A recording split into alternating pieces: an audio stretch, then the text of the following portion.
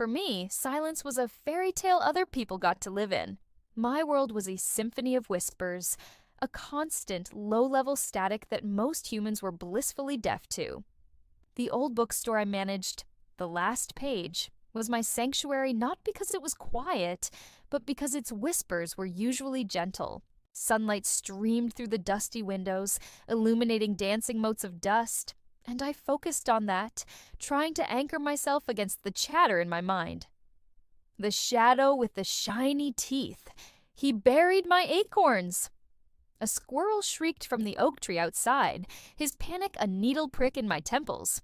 I winced, sliding a copy of a classic romance novel onto its shelf with a little more force than necessary. A heavy sigh rumbled through my thoughts, followed by a drowsy, image-laden murmur.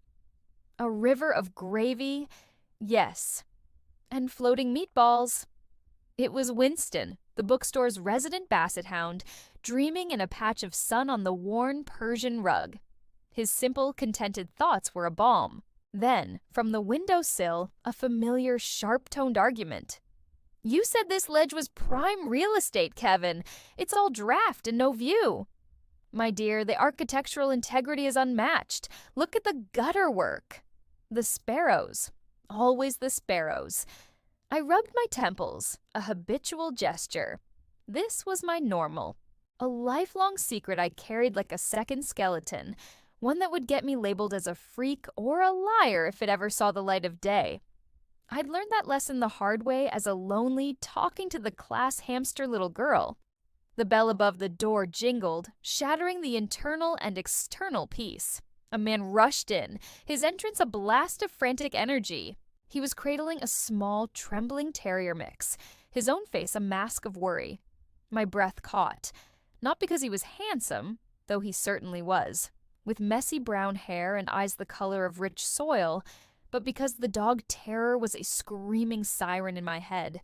"Hurt! Can't run! The metal beast is broken! The tall one smells of soap and blood! Trapped!" "My car broke down just outside town," the man said, his voice breathless and warm. "The clinic is 5 blocks away. I found this little guy tangled in fishing line by the river. He's terrified, and I think his leg is hurt. Do you have a box or a blanket? Anything?" He was a vet. I could smell the faint, clean scent of antiseptic on him, the soap and blood the dog had picked up on. The terrier's fear was a physical vibration in the air, feeding my own. Without thinking, I dropped to my knees, ignoring the man completely. I looked directly into the dog's wide brown eyes, blocking out everything else. The vet, the sparrows, Kevin's ridiculous defense of his gutter work. I pushed a single firm thought, wrapping it in as much calm as I could muster. "You are safe. The tall one is a healer. He will fix the hurt. Let him help." The transformation was instant. The piercing shriek of panic in my mind cut off. The little dog stopped struggling, let out a soft, trusting whimper, and licked my hand. I heard the vet's sharp intake of breath. "How did you—" He was hysterical a second ago. My heart hammered against my ribs. Idiot. Too obvious. I stood up too quickly, feeling a flush creep up my neck. I just have a way with animals," I stammered, avoiding his gaze. "It's a vibe." I practically fled to the back room, grabbing an old soft blanket we used for packing fragile books. When I returned, he was still staring at me, but his worry had been replaced by open curiosity. He carefully wrapped the now placid terrier. "A vibe," he repeated, a slow, charming smile spreading across his face. It made the corners of his eyes crinkle. "Well, that's some potent vibe. I'm Leo, by the way. Just took over the old clinic on Maple." "Maya," I said, my voice barely above a whisper. He didn't leave. He lingered, thanking me again, his eyes scanning the bookshelves. "It's a beautiful place, like a little fortress of solitude." Winston, stirred from his gravy dreams, added a sleepy thought to the mix. "The tall one smells interesting. Not like the mailman. The mailman smells of fear and cheap cologne." I had to bite my lip to stop a completely inappropriate laugh from escaping. Leo was corny. He quoted a line from a famous children's book about a spider and a pig, and admitted he'd moved here to escape the soul-crushing corporate grind of a big city practice. I just wanted to actually help animals, not just process them. And I found myself, against all my better judgment, smiling back. He was easy to talk to. The usual wall I kept between myself and others felt thinner around him. Finally, with the terrier snug in his arms, the little guy was now thinking, "The hand-talker is nice. Tell her I like bacon." Leo turned back at the door. The afternoon light haloed him for a moment. "That was incredible, Maya. Truly," he said, and his sincerity was like a physical touch. "I could use a vibe like that at the clinic. We're swamped. Would you maybe consider volunteering?" The question hung in the air, a dangerous, beautiful bubble. My entire being screamed no. Spending more time around animals, and a vet who was already too observant? It was a recipe for disaster. But looking at his hopeful, kind face, feeling the echo of the terrier's trust, I heard my own voice say, "Yes, I'd like that." The smile he gave me then was worth 1,000 potential risks. But that night, as I walked home through the hushed streets, the normal static of the town changed. The usual gossip of possums and the scheming of raccoons from the town park was gone. Utterly silent. It was a void, and the emptiness was more terrifying than any noise. Then, a single cold thought thread, alien and unified, slithered into my mind from the shadows of the park. The quiet crawler comes. The silent death. Stay away from the glittering water. A shiver, cold and sharp, ran down my spine, erasing the lingering warmth from Leo's smile. The static of my world had a new, chilling frequency, and I knew with a certainty that froze my blood that something was very, very wrong. Walking into the Paws and Tails clinic for my first volunteer shift felt like stepping onto a stage without a script. The air smelled of antiseptic, nervous energy, and the unique scent of a dozen different species. It was a cacophony waiting to happen. Leo greeted me with a smile that felt like a personal sunrise, holding out a steaming paper cup. I took a guess. 1 sugar, a splash of oat milk. I hope that's right. It was exactly right. The gesture was so simple, so thoughtful. It momentarily quieted the buzzing anxiety in my chest. How could someone guess my coffee order when I'd spent a lifetime ensuring no one could guess anything real about me? The next few hours were a whirlwind. A sleek black cat named Midnight was hissing, a spitting ball of fury in a carrier. The vet techs were wary. "The cold table hurts my feet. The box was dark. Where is the sun patch from the window?" Her mind shrieked at me. While Leo prepared a sedative, I knelt down. I didn't look at the techs, focusing only on the cat's dilated pupils. "The box is gone. The tall one, Leo, is going to put you on the table. It is cold, but only for a moment. He needs to see the thorn in your paw. He will make the hurt stop." Midnight stopped hissing. She blinked, and a grumpy but coherent thought came through. "The thorn is annoying. Tell him to be quick." I looked up at Leo. "I think she's just scared of the carrier. She might have a thorn in her front right paw." He looked from me to the now calm cat, his expression a mixture of pure wonder and confusion. He examined her paw and, sure enough, extracted a tiny, nasty thorn. "Unbelievable," he murmured, his gaze lingering on me. "You're like a whisperer." My heart stuttered. If only he knew how right he was. He was so close to the truth, smiling at me with those warm, earnest eyes. And it felt like both a dream and a nightmare. Our lunch breaks became my favorite part of the day. We'd sit on the bench outside the clinic, and he'd tell me about his dream of starting a no-kill sanctuary on the old Henderson farm, a place where elderly or unadoptable animals could live out their days in peace. It was corny and idealistic, and so deeply him that it made my chest ache. "I want a place with a big, silly barn," he said one day, gesturing with his sandwich. "And one of those tire swings for the dogs. The whole deal." The tall one dreams of good things, Winston, who had accompanied me, thought from his spot at my feet. His dream smells of fresh hay and warm milk. I reached down to scratch his ears, my throat tight. This man, his dreams, his kindness. It was a world I desperately wanted to be part of, but my secret was a wall of glass between us. He could see me, but he couldn't truly touch me. Then, the sickness started. The first was Mrs. Gable's Pomeranian Tinkerbell. She was listless, her usually fluffy body limp in Leo's arms. The vibrant, bossy little monologue I usually heard from her was gone, replaced by a fuzzy, distant hum like a radio station lost to static. "Can't make the thoughts clear." Leo was baffled. "Her blood work is clean, no signs of poisoning. It's like she's just giving up." Then came the second and the third. A Labrador from the other side of town, a stray kitten brought in by a good Samaritan. All with the same lethargy, the same uncoordinated movements, the same fading voices. The clinic, once a place of hopeful chaos, grew heavy with a silent dread. The town, looking for a simple villain, found one in Alistair Finch, the owner of the new Wholesome Hound pet food store. He was slick, charismatic, and held a town meeting to passionately defend his all-natural, artisanal products. People were convinced, but the animals told a different story.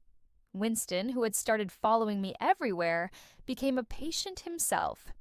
He lay on the clinic floor, his usual gravy-filled dreams replaced by a weak, thready thought.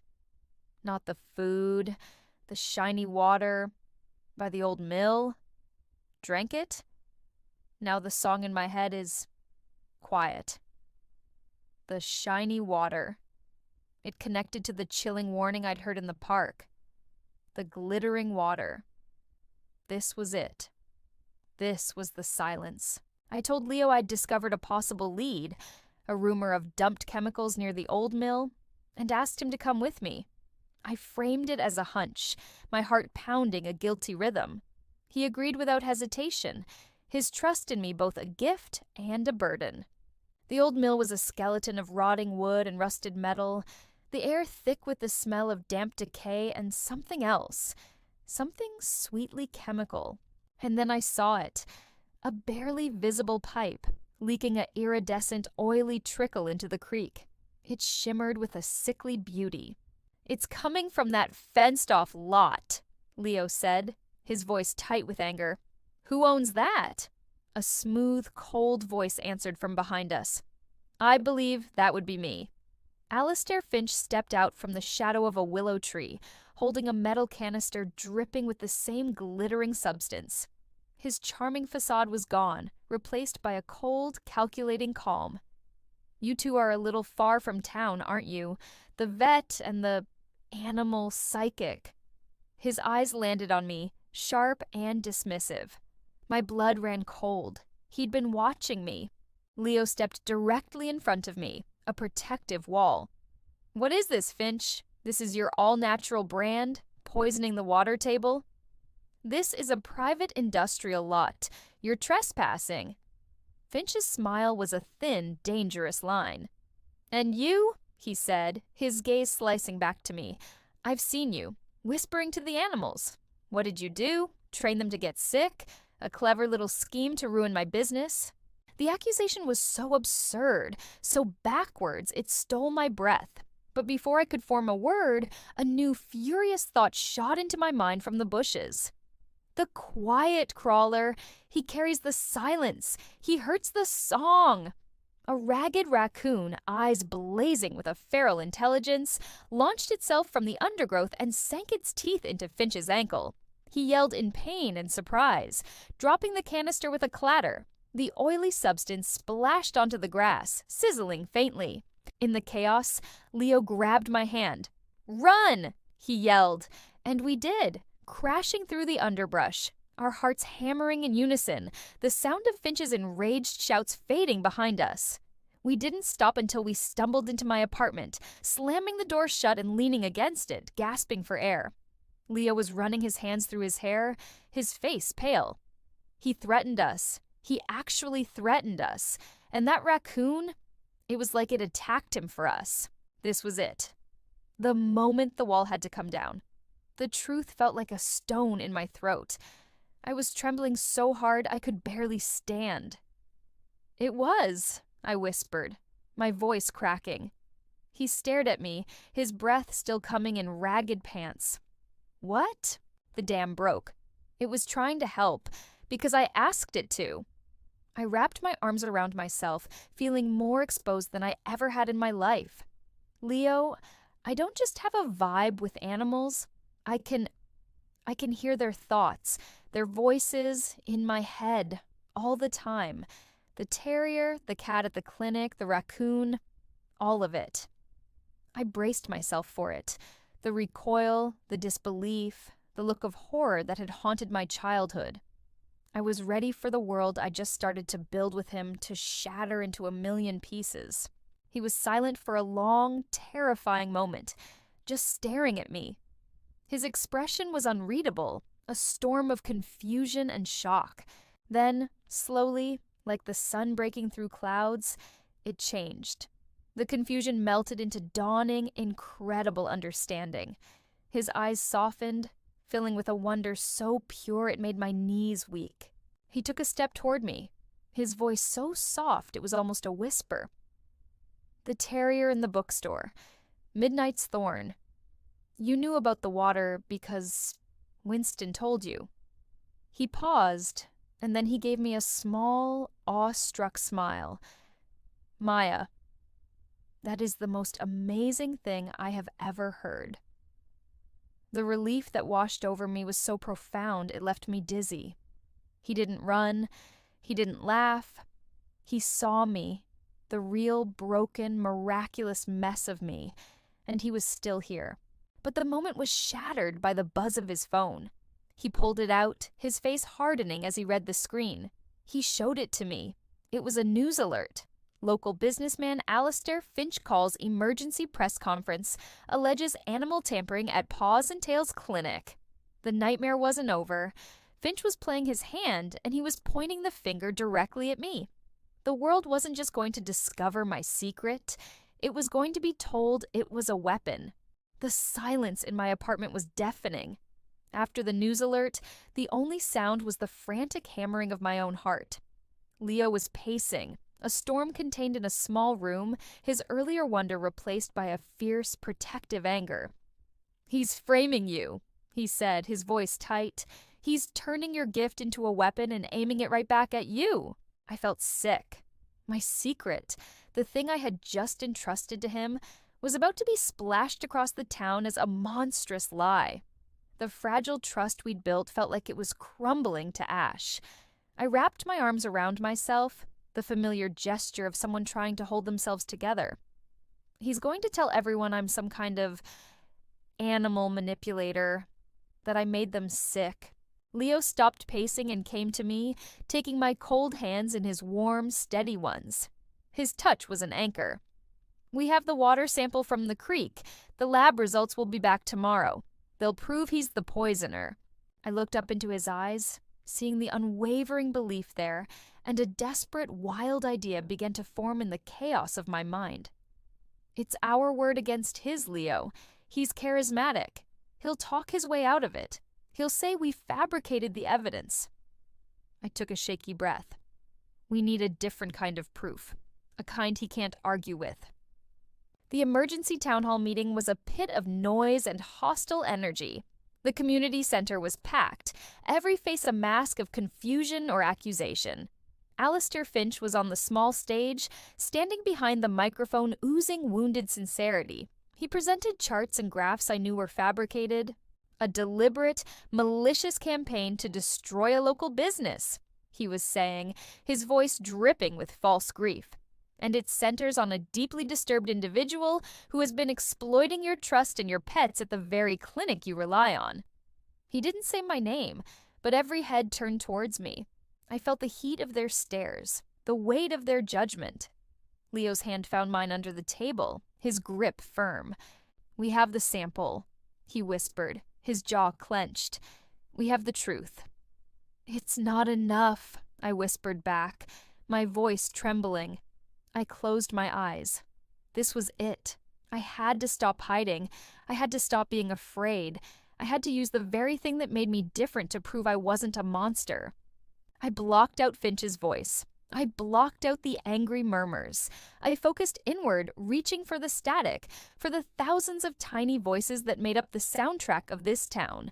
It was like trying to tune a radio during a solar storm, a painful, overwhelming rush of sensation. I pushed my consciousness out, not to one mind, but to all of them. The dogs in backyards, the cats on window sills, the birds on the power lines, the field mice in the walls. I pushed with every ounce of my strength, my head throbbing with the effort. "Listen," I thought. A psychic shout that felt like it was tearing me apart. The one they call the quiet crawler lies. He poisons your water, your homes. He brings the silence that kills. Come to the big stone building. Show them all. For a heart-stopping moment, nothing happened. Finch was smirking, calling for a vote of no confidence in the clinic. Leo was halfway to his feet, ready to shout him down. I felt a crushing wave of despair. It hadn't worked. I had failed.